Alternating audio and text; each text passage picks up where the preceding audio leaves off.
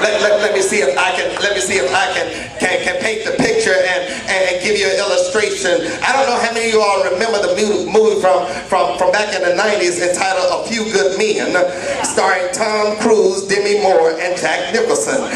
Cruise's character is in a courtroom cross-examining Jack Nicholson's character, and Cruise said, "Did you order the code red?" The judge announced that Cruise, "You're in contempt of court," but Nicholson could not resist the challenge because he had to set this young buck straight. When Cruise said, "I want the truth," Nicholas said, "What? You can't handle." That's our problem today. You really can't handle the truth. That's what we're dealing with right now. People don't want the truth. It's too hard to appreciate, too difficult to swallow, too upsetting to digest, and too problematic for our ego. We don't want to deal with the truth because it pushes us out of our comfort zone. And the problem with too many church folks is that we are operating in cahoots with the spirit of this world rather than the Holy Spirit.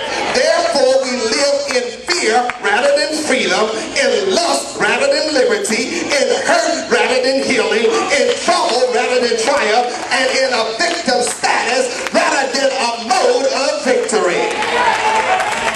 Theologian by the name of Carl Henry 30 years ago gave a lecture entitled "The Barbarians Are Coming."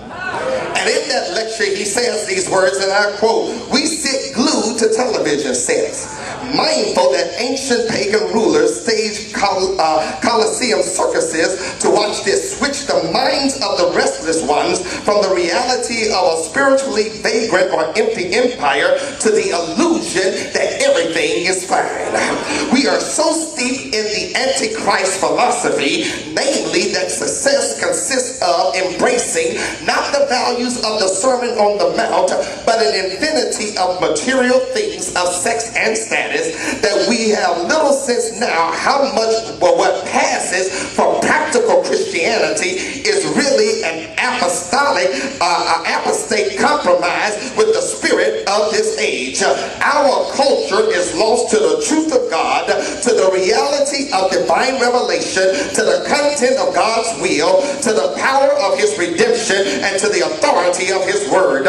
For this loss, it is paying dearly in the swift relapse to paganism. The savages are stirring. You can hear them rumbling and rustling in the temples of our times. And I just stopped by to let somebody know that what he said 30 years ago is taking place right now.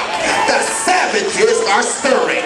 When men and women want a gospel that makes them feel good, then a gospel that will create a catalyst for change. The savages are stirring. When there's a disregard for authority, disrespect for the church, disdain for traditional marriage, distrust of God, the savages are stirring. When our colleges and universities are no longer intellectual centers but launching pads for social anarchy, the savages are stirring. When our worship becomes so self-centered until all you want to do is have your weekly pity party and your snack session, get your religious high, but you don't have the power